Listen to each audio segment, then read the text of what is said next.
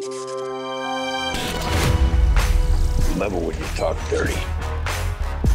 Question fondamentale avant de débuter cette émission, parce que moi je suis très emmerdé sur Adagio. Parce que, enfin je suis pas emmerdé par le film, hein. Je suis emmerdé parce que c'est un pur Solima.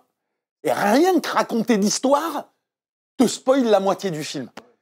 C'est ça le truc, c'est-à-dire que si je dis qui sont les forces en puissance, je grille 40 minutes du film. Et ça fait chier parce que c'est... moi quand je l'ai vu, je savais rien. Donc si tu veux, je découvre le truc et ça participe, la découverte de ce qui se passe, participe de ton expérience. Même la bande-annonce était assez énigmatique. Hein, la bande-annonce, elle est hyper énigmatique. Mais c'était plus des impressions elle donnait plus des impressions qu'une direction. Donc si tu veux, moi je suis super emmerdé parce que j'allais te poser la question. Alors qu'est-ce qu'on fait? J'ai écrit un texte où je me suis dit je ne peux pas spoiler. Donc c'est un texte où je raconte pas l'histoire, où je donne pas des détails sur le truc. Donc j'en reste à le high level thématique où je me dis ce que j'en ressors. C'est un peu comme si mon texte était en réalité la conclusion de ce que je devrais dire à l'image. C'est-à-dire expliquer l'histoire, expliquer les trucs, et puis à la fin, faire ma grille de lecture. Donc là, j'ai juste fait ma grille de lecture. Donc on va essayer de l'expliciter en off, sans trop griller, mais c'est une putain de gageure. Donc là, moi, j'avoue, on va essayer, mais j'ai pas envie de le griller, parce que soit on part du principe que cette émission, je spoil, et donc les gens peuvent la regarder que s'ils ont vu le film, où on se dit non, il y en a peut-être qui vont tomber dessus, qui vont se dire tiens, est-ce que je vais perdre 2 heures de ma vie ou pas? Tu vois, bon, bref. Donc on va pas spoiler, non, en fait, on va essayer de pas spoiler. Bring it on.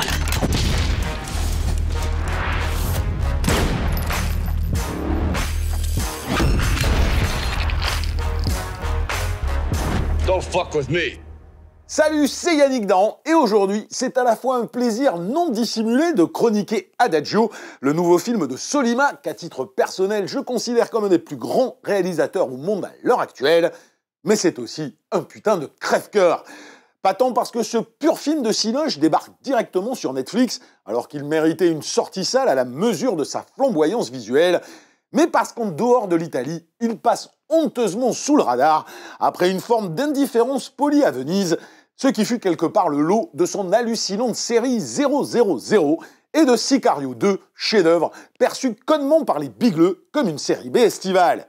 Comme si, pour une fois, producteurs et diffuseurs du monde entier avaient une conscience absolue du talent monstrueux du bonhomme, mais que ceux censés être des passeurs cinéphiles, c'est-à-dire supposément capables d'appréhender la mise en scène comme quintessence du 7e art, le snobaient copieusement. C'est marrant, c'est parce que tu te dis... Le mec, il est plus reconnu, à la limite, pour Akab et Subura que pour tout ce qu'il a fait derrière. Et c'est là encore, tu te dis, c'est pas lui qu'on valorise. En fait, c'est pas son talent, c'est encore une fois l'univers qui dépeint. Donc à partir du moment où tu vas dire, c'est la mafia, c'est le bidule, tu vois, quand tu regardes Sicario 2, quand tu regardes 000, les mécaniques narratives de structuration, elles sont fondamentalement les mêmes, entre guillemets, que celles de Subura. Et pourtant, ça passe à l'as.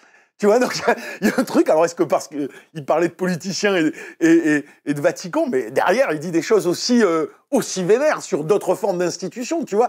J'ai du mal à comprendre comment simplement un postulat ou un contexte ou un sujet va faire que on s'y intéresse plus ou moins. Que le mec, il est toujours là et il continue son travail cinématographique de ouf, quoi, tu vois. Mais parce qu'il est comme tous ces vrais artisans, pour moi, hein. C'est-à-dire, c'est un mec qui est pas dans une logique de, bon, bah, si je fais un film cinéma, je fais une série, je suis autant intéressé par faire l'un ou l'autre, on n'arrive pas à le mettre fondamentalement dans une case, tu vois, parce que tu te dis, le mec, film de gangster, pourquoi il va sur Sicario 2? En fait, la cohérence, elle est pas sur l'intrigue, elle est pas sur l'univers dépeint, elle est sur autre chose, tu vois. Et pareil avec Adagio, pareil avec 000, et bon... Peu importe. Tout ça était juste pour dire que ça m'énerve un peu, en fait, ça me fait chier de voir que même un Adagio, regarde, personne on n'en parle pas. Il est passé comme ça à Venise, il n'y a que des cinéphiles qui étaient là, oh putain, le nouveau Sollima, il sort, et puis on est toujours souvent en train de chier sur les diffuseurs, sur les producteurs, qui font beaucoup de merde des fois. Mais ils sont pas tous... tu vois, ils ont un œil, quoi. Et les mecs, ils ont dit, putain, lui c'est un méga bon. Et j'ai l'impression qu'il n'a jamais encore eu la véritable reconnaissance à la mesure de son talent. Donc moi, j'insiste toujours. Alors, dans cette image, je vais insister. Ça, c'est clair. Les biais cognitifs ont ceci d'hallucinant que le langage du cinéma, comme vecteur d'émotions et de symboles, est moins considéré désormais que le prétexte narratif, souvent galvaudé, que ce langage est censé transcender. Parce qu'il s'inscrirait dans des mécaniques de genre, ce qui est en partie faux, Sollima n'a pas droit au podium festivalier, squatté par Sorrentino, Garrone, Moretti et consorts, quand il représente pourtant ce que l'Italie a produit de plus cinématographique depuis longtemps. Adagio, qui n'a pas besoin de mots pour dire, d'explications pour raconter et de morale pour être légitime, en est une preuve qui confine au sublime.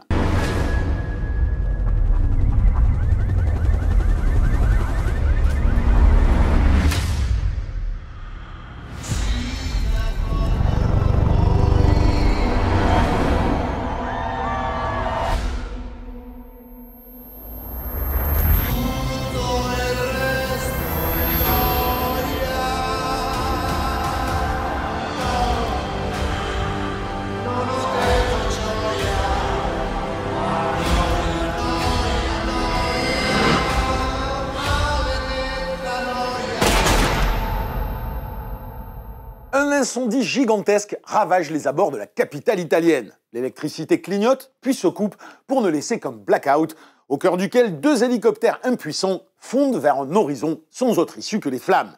Premier plan du film et esquisse littérale de la chute de Rome. Un ado qui chante du rap en vitupérant contre l'argent comme source du mal, mais qui s'avère victime de ses rêves consuméristes. Deuxième plan du film et illustration d'une schizophrénie toute contemporaine. Une police corrompue au service d'élites décadentes qui le poursuit parce qu'il refuse son chantage face à 3 vieilles ordures de la mafia, désormais le pied dans la tombe, qui deviennent sa seule boussole morale et son unique planche de salut. Résumé du reste du film et inversion des valeurs comme symptôme du déclin de l'Empire. Voilà, tout est dit, jamais édicté par Sollima, jamais explicité pour les paresseux du bulbe, mais exposé sans filtre par ces images. C'est littéralement à Rome, dans une atmosphère particulièrement étouffante, avec un giga incendie qui n'est pas expliqué, qui est donc aux abords de la ville, et un gamin qui a apparemment fait une connerie, et à qui on fait un chantage. Et des mecs lui demandent d'aller dans une boîte de nuit, cette fameuse boîte de nuit décadente, pour aller filmer des mecs en train de faire des conneries, genre prendre de la drogue et tout ce que tu veux. Et en plein milieu de cette soirée, il voit qu'il y a des caméras qui le filment en train de faire ça, ça le fait flipper, il veut pas le faire, il se casse. Et donc il se retrouve poursuivi par les types qui lui ont fait ce chantage-là. Et lui est tellement flippé que son père découvre ce qui est en train de lui arriver, père qu'on a vu 2 secondes et qui est croulant et qui a l'air d'avoir Alzheimer, voilà, tu te dis bon, en tout cas il flippe, il va voir un autre type, aveugle. Génial. Il va voir le type aveugle et les types lui disent t'es dans la merde. Mais t'as fait une bonne chose. T'es venu me voir. Et là, il l'envoie vers notre vieux, un 3e vieux, qui est joué par le fameux, Pier Francesco Favino. Je retiens pas les noms, qui est dans les précédents films de Sollima et il est rasé, il a l'air vraiment malade. Enfin, c'est choquant quand tu vois le truc, tu te dis putain, le mec énorme quoi. Et qui lui aussi est super chelou et a pas du tout, mais alors du tout, envie d'aider le gamin. Mais il y a quelque chose qui le travaille. Et ce qu'on va comprendre va prendre tout le film à être expliqué. Donc je peux pas le dire là, mais quelque part c'est cette histoire de ce gamin qui va se retrouver entre 2 feux, entre des vieux qui vont essayer de l'aider et ceux qui le poursuivent qui veulent se débarrasser de lui. Et tu te dis, et c'est ça qui est génial aussi, c'est que tu commences le film en te disant, bon, c'est lui le personnage qui va être au centre des enjeux, puis très rapidement, tu comprends que ce n'est pas du tout le personnage principal du film, il est en fait le vecteur de la thématique, il est ce qui cristallise un élément, mais en fait, le film va s'intéresser sur les 3 vieux, en fait. C'est comment ces 3 vieux, dont on va réaliser que ce sont de vieux gangsters, de vieux mafiosi, qui sont tous à moitié morts, et comment ils vont faire une sorte de barreau d'honneur final pour aider ce gamin. Alors je veux bien qu'on labellise Adagio comme la conclusion de Sollima à sa trilogie romaine, qu'on le circonscrive au film de gangster tel une déclinaison crépusculaire d'univers déjà exploré par le réalisateur, ou qu'on le pense comme un hommage détourné au néopolar italien des 70s, genre auquel son père s'est essayé parmi tant d'autres. Tout ceci est vrai, mais tellement anecdotique et réducteur, eu égard à la nature profonde d'une filmographie qui va bien au-delà des genres qu'elle autopsie, qu'elle transcende bien souvent, et qui ne sont que le socle, voire parfois le prétexte, à un regard terriblement lucide sur le monde actuel et sur les affres de l'âme humaine. D'autant que Sollima n'a jamais manié la métaphore, mais le symbole. Les images disent tout à celui qui regarde, elles ne cachent rien à qui en supporte la vérité crue, mais encore faut-il accepter ce qui s'expose dans le refus absolu et volontaire qu'a Sollima du jugement moral, du biais idéologique ou de la pensée normative.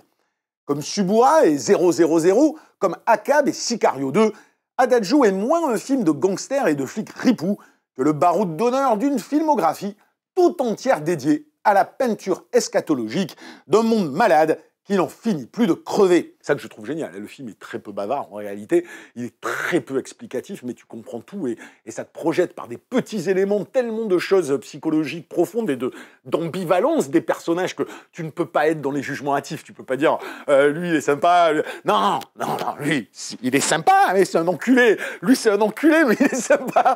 C'est que des trucs comme ça, tu vois. Et comme d'habitude, hein, je veux dire les tréfonds de l'âme humaine, il les a peints dans Sicario, il les a peints dans Suburra et il n'y a pas de noir et blanc, et justement, c'est un mec, comme moi je l'avais écrit dans le texte de Capture Mag, qui est au-delà de tout jugement moral. Et c'est son parti pris de départ. C'est je peins des histoires, je peins des personnages qui ont beau être ou des gangsters ou des flics, tout ça, traduisent des psychologies universelles, des choses universelles sur l'âme humaine, mais sans les juger. Et du coup, tout est ambivalent. Il n'y a pas de méchants, il n'y a pas de gentils, il y a des salopards. Mais il y a toujours une part d'humanité, et c'est cette quête d'humanité qui traverse toute la fange qu'il dépeint depuis le début. Et c'est ça qui est génial chez Sollima, c'est qu'on peut le circonscrire au film de gangster, au film de genre, ce que tu veux, mais en réalité, il ne parle pas de ça. En réalité, il parle de notre monde malade, et il parle de comment la condition humaine se débat dans ce monde malade. Et que Sollima, pour moi, va presque encore plus loin que d'autres, parce que c'est vraiment cette âme humaine qui l'intéresse. C'est à quoi je crois, comment je peux me sauver, quelle est mon humanité en enfer. Parce que quand Sollima te montre le monde, il ne te montre pas le monde du journal de 20h, hein. Il ne te montre pas la propagande publicitaire, il n'est jamais dans l'espèce de vitrine pseudo-bienveillante qui dit « tout va bien ». Non, tout va mal.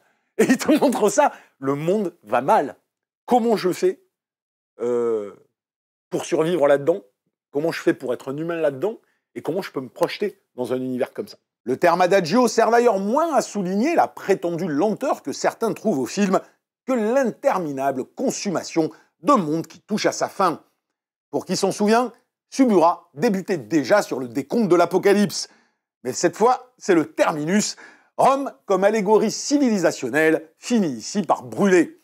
Et dans cette descente aux enfers, l'homme régimenté, que ce soit par le système ou par son antichambre, se débat dans ses turpitudes, cherchant sa part d'humanité dans une quête impossible de rédemption. Quête qui s'accompagne toujours chez Sollima du rapport à la filiation, donc à l'idée de transmission, d'un père à un enfant de substitution, d'une génération à une autre, d'un aîné cinéaste à son fils déférent, et là encore sans que cette transmission, seul espoir auquel on se raccroche quand on entame sa marche funèbre, ne soit forcément salutaire. La rédemption momentanée d'un Benicio del Toro dans Sicario 2, au travers de l'enfant qu'il protège, n'empêche pas l'immoralité de son passage de flambeau final. Alors la filiation, elle est traitée pendant tout le film, parce qu'on découvre évidemment que chacun des vieux a un trauma par rapport à ses enfants, et que pour un, ce gamin va être un enfant de substitution, pour un autre, ça va être sa rédemption personnelle par rapport à des problèmes liés à un enfant, eux aussi. Que chez les types en face, il y a aussi des choses avec les enfants. Pour qui a vu les précédents films de Sollima, on comprend, je pense, un peu ce que je veux dire par rapport à cette notion de transmission et de passage de flambeau.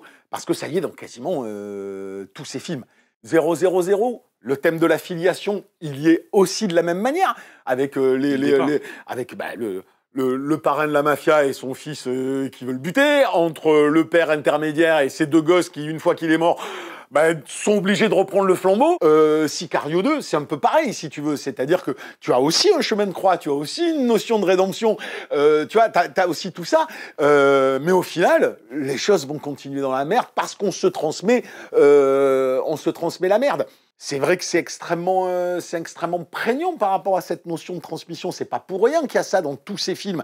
Le passage de flambeau, la transmission, qu'elle soit, je le dis, d'une génération ou d'un père à un autre, ça prouve à quel point Sollima est quand même profondément traumatisé par son père. Ça peut être positif, mais il est profondément traumatisé par son père. C'est-à-dire que je pense que tout ce qu'il fait, il le fait comme un espoir d'être digne de ce qu'il pense sans doute du cinéma de son père. Tu vois ce que je veux dire? Qu'il aille tourner un film qui s'appelle Colt, qui est inspiré d'un scénar de Léon, qu'il n'a pas pu faire, c'est évidemment pas pour rien. Mais je pense qu'il ne l'analyse pas forcément, mais cette notion père-fils, elle est dans tous ses films. Et cette transmission, elle est dans tous ses films. L'être humain est une ambivalence sans fin ni guérison, qui ne souffre pas qu'on y projette des fantasmes simplistes et rassurants, dans la célébration comme dans l'opprobre, ce que Sollima traduit avec génie plus que tout autre cinéaste. La peinture d'un monde aliéné comme celle de la condition humaine y est sans phare dans tous ses paradoxes, toutes ses ambiguïtés, déstabilisatrices et terribles de vérité, avec parfois une lumière, mais qui peut s'éteindre aussitôt. Les vieux gangsters d'Adagio participent sans doute à sauver cet ado tiraillé entre l'ancien et le nouveau monde, mais dans un geste final qui est à la fois un passage de flambeau et un renoncement, ce dernier, incarnation d'un avenir interdit, témoigne de son refus des deux mondes. Un renoncement qui, fait rare chez Sollima, s'avère pour le coup salutaire, voire utopique, et qui prend la forme d'une lueur de conscience dans les ténèbres qui nous enveloppent. Comme si l'implacable réalisateur, qui a toujours manié les symboles liturgiques pour mieux peindre des chemins de croix, tels ces gangsters presque morts qui ressuscitent en apostats vengeurs, nous avouait, avec une fragilité qui transparaît chez tous ces personnages, même les plus indéfendables, qu'il cherche à son tour, sinon une foi, en tout cas une lumière, pour supporter la fin du monde. Alors sans griller le truc, ce qui est quand même génial dans celui-là, c'est que ce gamin qui se retrouve au milieu d'enjeux qui le dépassent, parce qu'il a fait une connerie. Alors, il y en a une que je ne vais pas griller, parce qu'elle est assez symptomatique, mais quand tu vas au bout du bout, tu vois la raison primale de la boulette qu'il a fait, bah, c'est le jeune qui fait une connerie parce qu'il a envie de s'acheter le dernier iPhone. Mais quand du coup, tu te dis tout ça, en fait, parce qu'on n'a rien offert d'autre comme horizon à ce monde que la consommation et l'argent, tout ça met du temps à être compris dans le film, puisqu'il distille les informations extrêmement lentement. Mais au final, c'est quoi? Au final, c'est un gamin dont c'est ce monde fucked up qu'on offre comme perspective, qui est obligé d'aller voir l'ancien monde pour réussir à s'en sortir, sauf que l'ancien monde est tout aussi indéfendable, finalement, et fucked up. Et du coup, c'est la première fois que le passage de flambeau final, il a un autre sens que dans les films précédents de Sollima. C'est-à-dire, sans griller le truc, mais c'est cet objet qui représente la source de son problème, bah, tu te rends compte à la fin que cet objet-là, donc une métonymie, bah, il va le transmettre. Mais c'est un passage de flambeau, c'est très intéressant, et je laisse les gens le découvrir à qui il le transmet, c'est très intéressant, mais c'est aussi un renoncement. C'est une façon de dire, et vous là, les nouveaux tarés, là, et vous les anciens tarés, peut-être que si je renonçais à ça, il y aurait eu une troisième issue dans cette fin du monde. Moi, c'est la première fois première fois quasiment chez Sollima que je vois une lueur. Alors, je ne vais pas appeler ça de l'espoir, ce serait beaucoup trop, mais c'est une espèce de lueur dans l'obscurité, de truc de te dire... comme conscience. Ouais, comme si lui disait tout d'un coup, effectivement... il faut un éveil. Et cet éveil, il va passer par le renoncement des choses que vous pensez être indispensables, tu vois, ou de votre vision des choses, quoi. Et puis moi, je connais pas un autre réal qui, sur 2-3 séquences, la fin en particulier, qu'à la fin, le gamin veut prendre un train pour se barrer. Je sais pas si tu te rappelles. Il veut prendre un train pour se barrer, et donc il s'approche d'un endroit où les flammes sont pas si lointaines, en fait, donc il y a de la fumée. Tu dis, c'est rien du tout. Tu le vois marcher dans la rue avec des gens qui bougent dans tous les sens. Puis il arrive dans cette gare de métro où il y a des gens partout. La scénographie. Alors qu'on est dans un truc très simple, hein, mais ces espèces de travelling en grand angle pour suivre le mec avec juste cette espèce de fumée qui passe. Il y a à la fois une réalité, mais une réalité complètement transcendée où c'est le théâtre de l'apocalypse, quoi. Et c'est génial avec tous ces figurants qui sont là, mais qui ont l'air de faire des choses tout à fait normales, fondamentalement, tu vois. Et il arrive à donner quelque chose de la peinture italienne là-dedans que je trouve complètement hallucinant. Et pourtant, on est dans l'anti-spectaculaire. T'es d'accord avec moi? Le final, il n'est pas... c'est de l'anti-spectaculaire. Mais en fait, ce qui est spectaculaire, c'est pas tant l'affrontement final qui va avoir lieu, que la mise en place de ce qui va se passer à travers un mec qui marche dans la rue, quoi. Et juste ça, les plans qu'il fait, moi, je les ai jamais vus. On est quand même dans des imageries symboliques, dont beaucoup viennent de la religion, pour te dépeindre par la fiction, par le symbole, la fin du monde. C'est pour ça que pour moi, Adagio, c'est de la peinture. Mais c'est bien que ça s'appelle Adagio, parce que au-delà de ce que signifie Adagio, Adagio, c'est un élément très important de la musique. Et ces plans font énormément référence à beaucoup de tables. Il y a des clairs-obscurs dans le film, il y a des trucs. J'avais l'impression tu vois, de voir parmi les plus grands peintres italiens par moment, reproduits à sa manière là-dedans. C'est... la scénographie de la boîte de nuit, déjà. La scénographie de la boîte de nuit. Non, mais tu vois ce que je veux dire, c'est que il te le dit pas. Il te peint... Finalement, il te peint l'aboutissement. C'est pour ça que je dis c'est le terminus. C'est-à-dire qu'il te peint le terminus de tout ce qu'il a annoncé dans ses précédents films. En Italie, t'as ce mec-là qui avance à travers sa filmographie comme ça. Et en Espagne, t'as Sorogoyen qui avance. Et les deux, ils ont les mêmes thématiques. Ils ont les mêmes thématiques. Ils s'intéressent quasiment au même sujet. Tu vois, que ce soit Antidisturbios, Acab. Mais pour moi, un Adagio, c'est un Asbestas italien. Mais pas sur le sujet, pas sur l'intrigue, mais thématiquement et les symboles qu'ils utilisent. C'est-à-dire, c'est des pays latins, c'est des réalisateurs qui ont grandi dans des univers latins, donc où la religion chrétienne est prégnante. Que tu sois pratiquant ou pas pratiquant, elle est prégnante, elle est dans ton environnement, tu vois, à travers l'architecture, à travers la peinture, à travers tout plein de trucs. Et ils sont imprégnés de ça. Et ce qu'on racontait sur Asbestas, si tu veux, du parcours un petit peu christique du personnage, ben, y a quelque chose comme ça aussi dans Adagio. Et en fait, c'est deux cinéastes qui se répondent tout en étant sur des styles complètement différents, mais en même temps, ils abordent les mêmes thématiques. Donc, le rapport au temps, le rapport au contexte, le rapport à tes préjugés, à la façon dont ils détournent ça, moi, grande classe. Pour moi, c'est la grande classe. Bref, voilà, je fais parce que je pense qu'on a dit à peu près ce qu'on pouvait dire sans griller trop les choses. Parce qu'il y a plein d'autres petits trucs que moi, j'adore dedans, mais si je l'explicite, je grille un truc. Donc voilà, la minute d'avant, c'est terminé.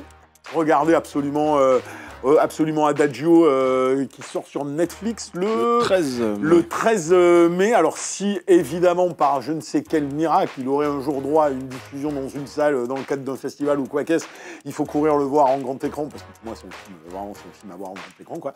Voilà, donc en tout cas regardez-le, c'est vraiment, et puis même s'il a un rythme lent, c'est un rythme qui agrippe de plus en plus. Moi j'étais au final comme ça en regardant ce film tout en étant malgré sa lenteur, moi je trouve que c'est un putain de chef-d'œuvre encore une fois, mais bon, je ne suis pas objectif, je surkiffe Solima, donc voilà. Sur ce, on se dit la prochaine fois où je pense qu'on va passer donc du top du cinéma à une nouvelle exégèse de bousasse cosmique mais drôle. Je pense qu'on va faire ça la prochaine fois, ça pour changer un petit peu, c'est pas mal, quoi. Voilà. Sur ce, à la prochaine. Ciao.